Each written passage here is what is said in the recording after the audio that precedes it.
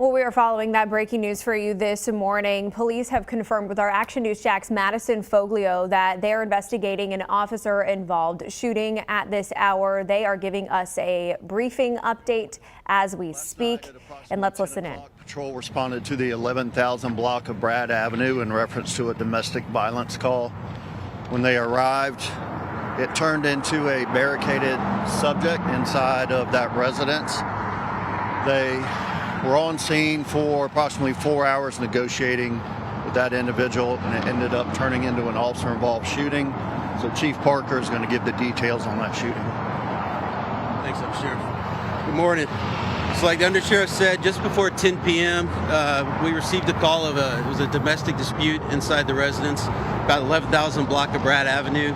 The suspect was having an argument with his mother, pretty loud and argumentative.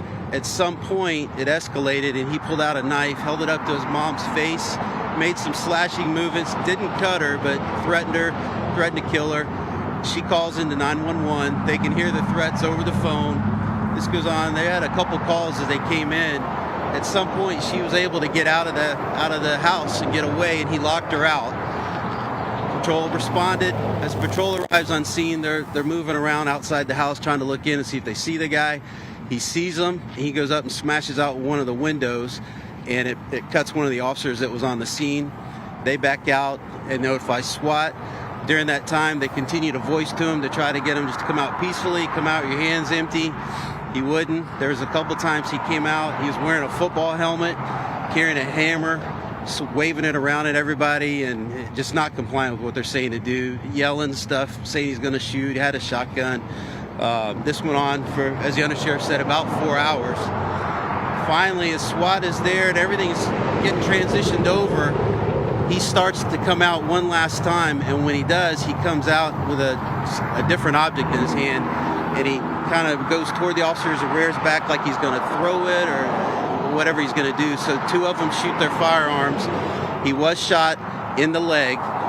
SWAT was already on scene, so the medic rendered aid immediately, and then rescue transported him to a local hospital where he's in stable condition. I can tell you that both officers, it was their first officer-involved incident.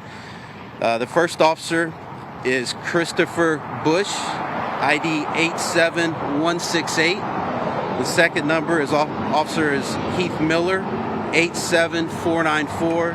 Again, it's both of them's first officer-involved shooting. This was our 16th of the year. The state attorney is on scene, as always, doing their independent investigation. The charges we had on the suspect, I'll give you his information in a second. He had ag assault domestic on his mother. He had a battery on a law enforcement officer. He had a tampering with the victim by taking her communication device away. Ag assault on a law enforcement officer, and then domestic battery. The suspect's name is Corey Sweeney. It's Corey-Sweeny. 8/26 of 94 is his date of birth. He's a white male, and like I said, he is stable at a local hospital. He does have a lengthy criminal history. I didn't look at all the details, a few Baker Acts and a lengthy history. With that, we can take a few questions. So the mom was cut, did you say? Mom was not injured. He just held the knife to her and made some slashing movements, according to her, but didn't hit her or anything, so she was not injured. And when he came out of the house the last time, he said he had some object. Did he make a threatening motion? He reared back like he was throwing it. Uh-huh. They haven't processed it yet to see what's up there, but he reared back like he was throwing it at him as he came out.